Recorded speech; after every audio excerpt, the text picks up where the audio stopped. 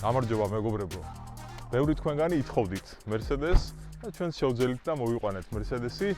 დღეს გვექნება AMG GTS-ის განხილვა ჩვენს YouTube არხზე გზა შენია. დღეს იქნება ამ მანქანის სუპერ ტესტი და ამიტომ არ დაგავიწყდეთ ხოლმე ამ არხის გამოწერა, დაგვიკომენტარეთ და გითხარით თქვენი აზრი, შემდეგი ვთქვათ რა მანქანა გავწევთ. ზოგადად ჩემთვის მაგალითად, როდესაც ვფიქრობ ხოლმე მანქანის შეძენას, ყოველთვის უპირატესობას ვანიჭებ მანქანის ბალანსს, თუ როგორი არის მოსახვევში, იმიტომ რომ ემოციებს მე პირადად არაც ხენის ძალებით, არამედ მოსახვევისგან ვიღებ.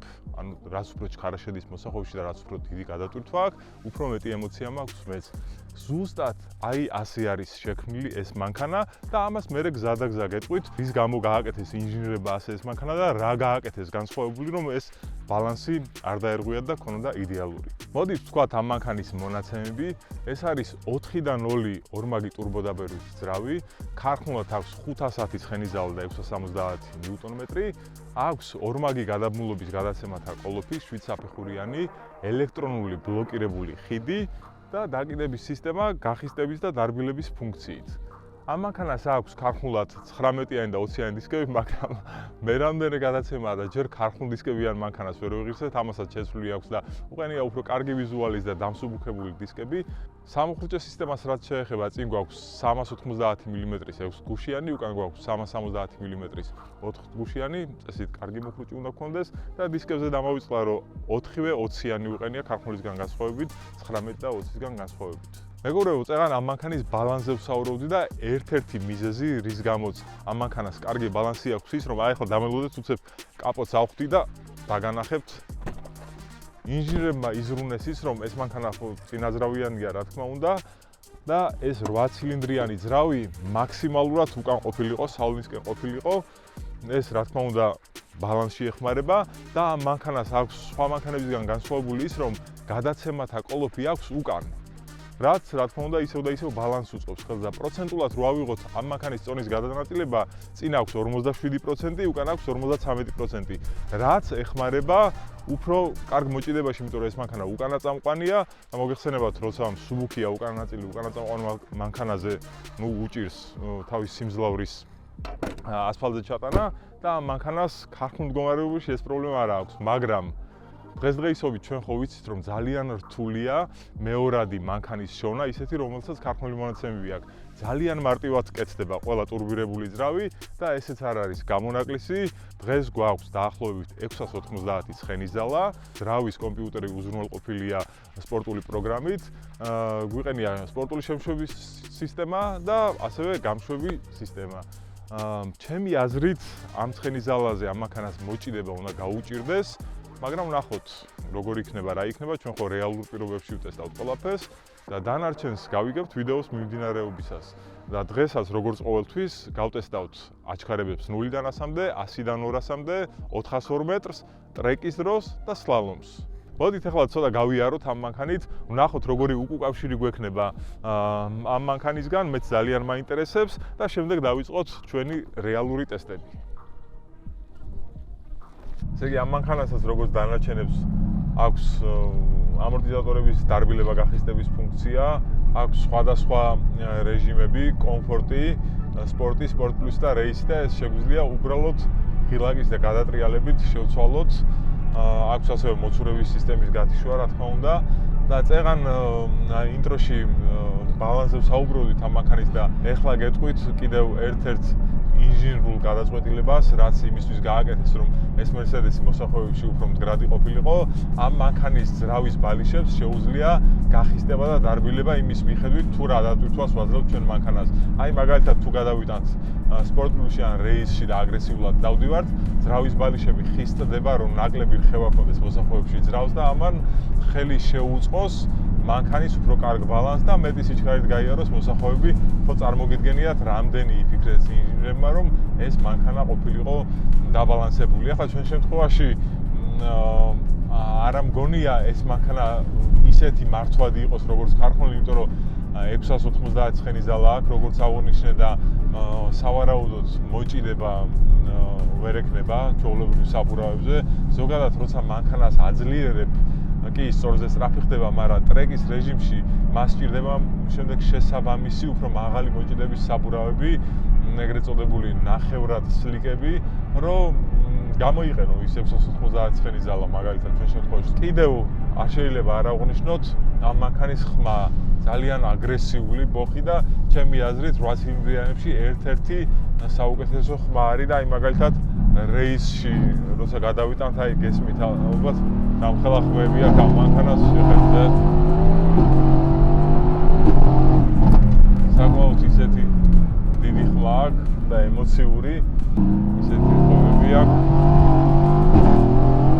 საკმაოდ ფიცხი ძრავი აქვს, აი ნახეთ პატარაზე დავაჭირე თუ არა, ეგრევე მოცურება მომდა, ეს რა თქმა უნდა ზედმეტი ცხენი ძალის ბრალია და ასევე არ აქვს ეგრეთ წოდებული ტურბო ლაგი, იმიტომ რომ 8 ცილინდრიანი ძრავია, დაბალ ბრუნებზეც ამ 8 ცილინდრის გამო ძლიერი ძალა აქვს და შემდეგ ტურბინები შემოდის საქმეში და ეს ისე სინქრონულად ხდება, ამათი გადაბმა რომ არ გაგრძნობინებს რომ რაღაცა ისეთი ტურბირებული ძრავია და განსხვავება არ აქვს, მაგალითად დაბალი ბრუნიდან მაღალ ბრუნზე გადასვლაზე, ისეთი საგრძნობი განსხვავება არ აქვს, ცოტა განსხვავება აქვს და ეს ხდის მანქანას უფრო კარგ სამართავს.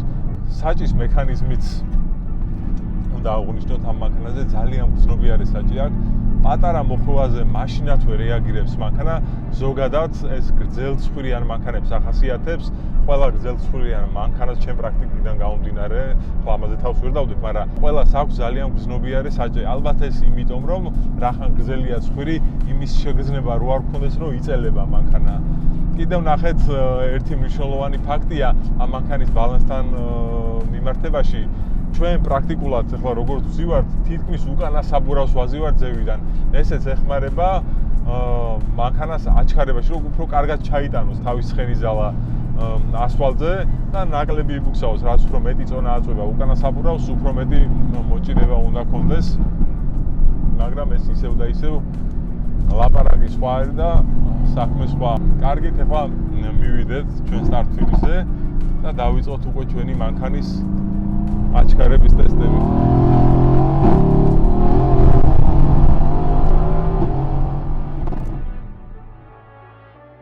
მეგობრებო, მოვიდა ჩვენი აჩქარებების ტესტის დრო და ვნახოთ ახლა ჩვენი 690 ცხენი ძალიანი მერსედესი როგორ მოეჭიდება აქაურ საფარს.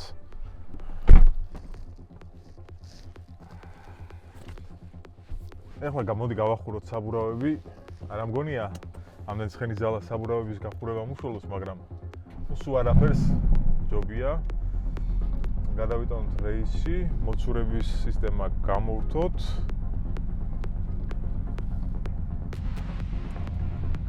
ვნახოთ ახლა ჩვენი საბურავები ცოტა ოპტიმალურ ტემპერატურაზე ავიყვანოთ.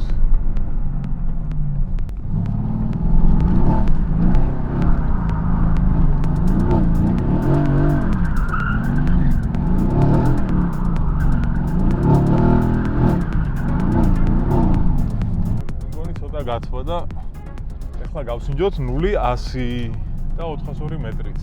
დრაგი მზად არის, მარცხენა ფეხი მუხრუჭს, მარჯვენა გას.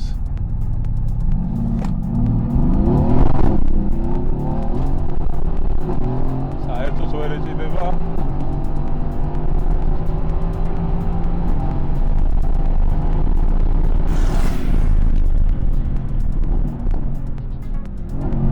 ნულიდან 100-მდე ძალიან სული დრო გვექნება, იმიტომ რომ საერთოდ არ აქვს მოჭიდება. ძალიან ბევრს ბუქსაობს. 4 და 3 იყო. რა თქმა უნდა, მაინც არ არის ის დრო, რაც ამ მანქანას შეუძლია 0-დან 100-მდე, მაგრამ გავქნათ საბურავები არ ვარგა, 690 ცხენი ძალა გვაქვს და სხვანაირად არ გამოდის. ეხლა გავსინჯოთ 100-200. იმედია 100-დანაც არის ბუქსავებს ეს მანქანა. მესამე სიჩქარიდან ვაჭერთ, მოვემზადოთ და წავედით. მაინც ბუქსავობს.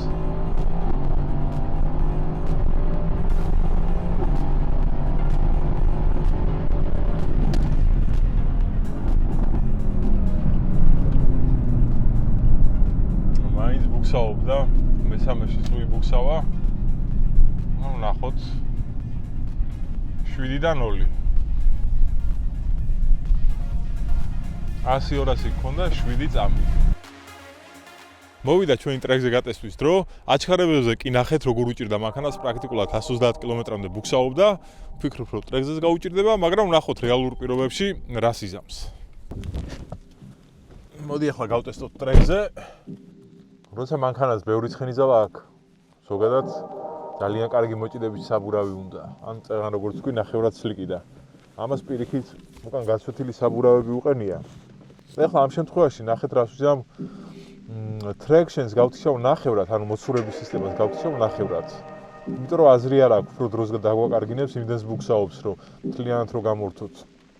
პირიქით დროს დაგვაკარგინებს, ამიტომ ნახევრად გათიშულით ვიაროთ და ვცადოთ რა იქნება. ეს გადავიყვანოთ რეისში.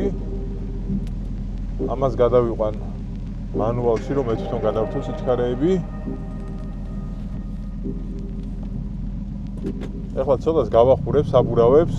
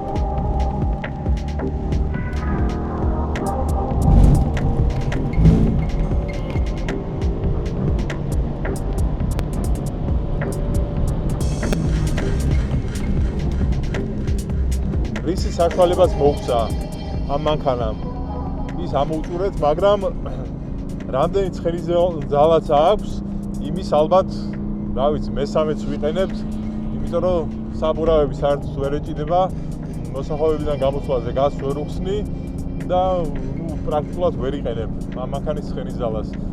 ამიტომ ჭირდება, ამიტომ ყოველთვის გავიმეორებ, რომ როცა მანქანას აძლიერებ და ტრეკზე მოდიხარ, უნდა შესაბამისი საბურავები, რომ კარგი მოჭიდება გქონდეს, თორე ამ ცხენის ძალას აზრი არ აქვს საერთოდ.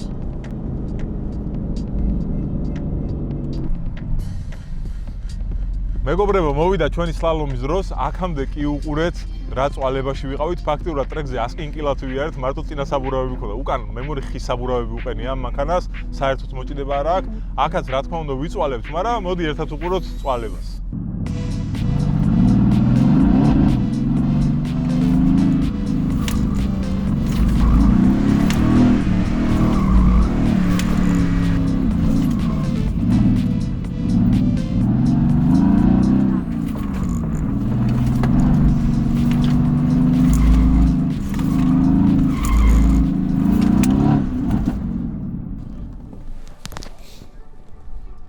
მოკლედ მორჩით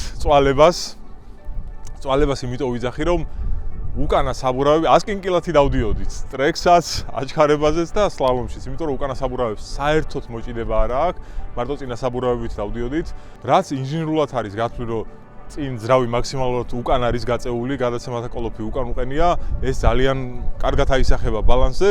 უბრალოდ ასეთი მანქანა მით უმეტეს ამდენი ცხენის ძალით უფრო მომთხოვნია ძალიან კარგ საბურავებთან. დანარჩენი თქვენ თვითონაც ნახეთ, რა დროები დაიწერა, ჩვენი ლიდერბორდი გამოჩნდება ეკრანზე და შეგიძლიათ შეადაროთ ერთმანეთს ჩვენი მანქანები, როგორც იცით, რომ ყველა მანქანას ერთმანეთს ვადარებთ და ზოგი გამარჯვებული იქნება, ზოგი წაგებული, ხოლო შემდეგ საინტერესო ვიდეოებისთვის აუცილებლად გამოიწერეთ ჩვენი არხი, დაგვიკომენტარეთ რა მანქანას ისურვებთ და ჩვენ შევეცდებით, რომ შემდეგ ვიდეოში შემოგთავაზოთ ის მანქანა. აბა, კარგად იყავით წარმატებები ყველას.